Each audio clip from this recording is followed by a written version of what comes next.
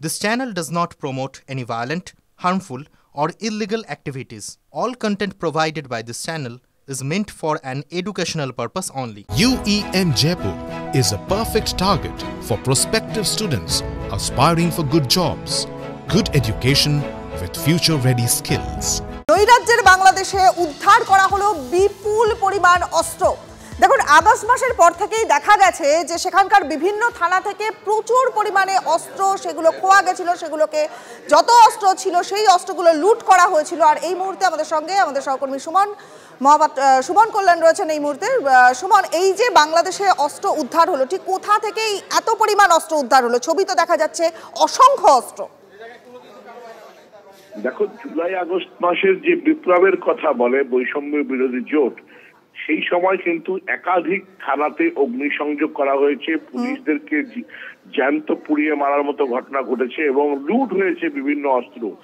এই অস্ত্রগুলো কিন্তু সেই অস্ত্র তেমনটাই কিন্তু বলছে বাংলাদেশের সেনাবাহিনী বিশেষ অভিযান চালিয়েছিল। আর এই বিপুল পরিমাণের যে অস্ত্র সেটা উদ্ধার হয়েছে রাজশাহী বিদ্যালয়ের নবাব লতিফ হলের শিবিরের যিনি সভাপতি রয়েছেন তার ঘর থেকে। ফলে বিভিন্ন সময়ে বিভিন্ন থানা থেকে যে অস্ত্রগুলো লুট হয়েছে সেই অস্ত্রগুলোই কিন্তু উদ্ধার হয়েছে। তবে এখনো আরো প্রচুর অস্ত্র রয়ে গেছে যেগুলো কিন্তু এখনো উদ্ধার হয়নি। ফলে অভিযান চালাচ্ছে সেনাবাহিনী এবং পুলিশ।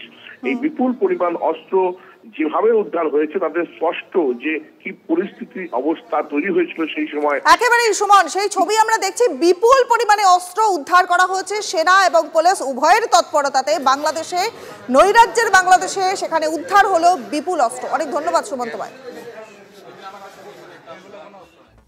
পরের খবরে নজর রাখবো। দেখুন, জলবন্টন নিয়ে কলকাতায় ভারত এবং বাংলাদেশের মধ্যে বৈঠক।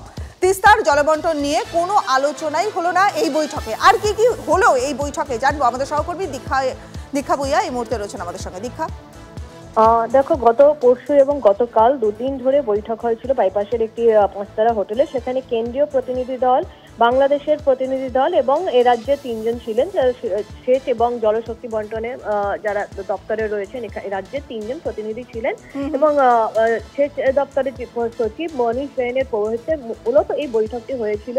কিন্তু সেখানে যে বৈঠকে যে তারা ফারাক্কা পরিদর্শন করে এসেছিলেন, মূলত তিস্তার জলবন্টন নিয়ে এখানে বৈঠকে আলোচনা হওয়ার কথা ছিল। কিন্তু রাজ্য সরকারের যে সূত্র, সেখান থেকে আমরা যেটা জানতে পারছি, তিস্তার জলবন্টন নিয়ে কোনো রকম আলোচনাই হয়নি। বরং বাংলাদেশের তরফ থেকে মহানন্দা নদীর ওপরে যে সেতু গড়ার জন্য তাদের একটু ক্ষোভ তারা দেখিয়েছেন। তাদের বক্তব্য হচ্ছে যে মহানন্দার ওপর যে সেতু তৈরি হয়েছে তার জন্য তাদের দেশের একাধিক যে নদী আছে তার জলে প্রবাহ কমে যাচ্ছে। কিন্তু ভারত এ রাজ্যের পাল্টা যুক্তি ছিল, মহানন্দা যেহেতু এ রাজ্যের ভেতর দিয়ে গিয়েছে, সেক্ষেত্রে মহানন্দার জলের প্রবাহ কিন্তু এ রাজ্যের ভেতরে। রায়গঞ্জ বিশ্ববিদ্যালয়ের ল্যাবে কাজ করতে গিয়ে গায়ে অ্যাসিড পড়ে গুরুতর জখম হলো একজন ছাত্রী। ভর্তি হাসপাতালে। সেরিকালচার বিভাগে ল্যাবরেটরিতে কাজ করছিলেন স্নাতকোত্তর বিভাগের এই ছাত্রী। এই সময় তার গায়ে অ্যাসিড পড়ে যায় বলে জানা গিয়েছে। তড়িঘড়ি ছাত্রীকে রায়গঞ্জ মেডিকেলে নিয়ে যাওয়া হয়। পড়ুয়ারা ল্যাবে কাজ করার সময় দায়িত্বপ্রাপ্ত অধ্যাপক অমিত মণ্ডল গড় হাজির ছিলেন না বলে অভিযোগ। ঘটনায় সরব তৃণমূলের শিক্ষাবন্ধু সমিতিও। Then I was holding the HO2SO4. Then suddenly when I was turning, then it fell accidentally on my body. Then it got burned. My friends, they brought me to the pharmacy. Then pharmacy, they sent us to the hospital. আজকে doctor Amit Kumar মণ্ডলের class ছিল, তো উনি নেই। ওনার যে scholar mister Dipanjan Das, উনি ক্লাসটা নিচ্ছিল। সেই সময় অ্যাক্সিডেন্ট একটা ঘটে, অ্যাসিড বানের একটা ঘটে।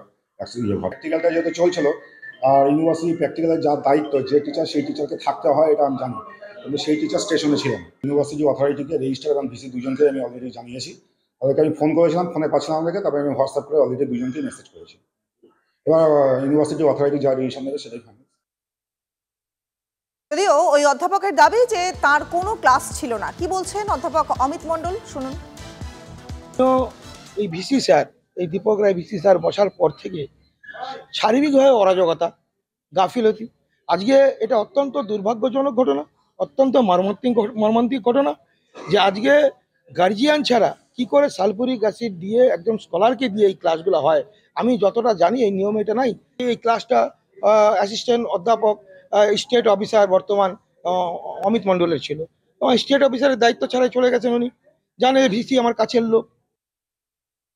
বিমানীয় প্রধান আমাদের সোমেন বাবু, উনি কেন এই অভিযোগটা করছেন কি স্কলাররা ক্লাস নিচ্ছিল? হ্যাঁ, স্কলাররা ক্লাস নিয়ে থাকে, স্কলাররা প্র্যাকটিক্যাল নেয়, কিন্তু আমি যে ক্লাস রুটিনটা আপনাকে পাঠিয়েছি আপনি যদি লক্ষ্য করে দেখেন, ওখানে কিন্তু দেবজয় ভট্টাচার্য আর সৌমেন সাহা ওনাদের ক্লাস আছে। PG1 কিন্তু আজকে আমার কোনো ক্লাস ছিল না, সুতরাং স্টুডেন্টরা যে প্র্যাকটিক্যাল করছিল এটা আমার জানা ছিল না।